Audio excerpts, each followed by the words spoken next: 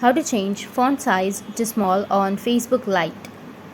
So if you want to change your font size to small on your Facebook Lite, then what you need to do is first make sure that you have a stable internet connection. Once you have your internet connection, you need to open up your Facebook Lite. After opening your Facebook Lite, you need to go with the upper right, which has that 3 horizontal lines, and scroll down, go with settings and privacy, and tap on settings. Now under settings, under your preferences, you will have font size option. If you don't find the font size option, then you just need simply go with your search settings, which is on the top, and search for font size. After searching, you will find the font size option. You just need simply go with your font size and then change it from medium, small to large. But if you don't find the font size on your Facebook, then you can go with your setting of your application, settings application, and then go with search for font or text size, and here you can adjust the font size. You can go with XL or L, double XL. That's it. That's how you can change your font size to small on your Facebook Lite. And if you have any questions, feel free to comment below.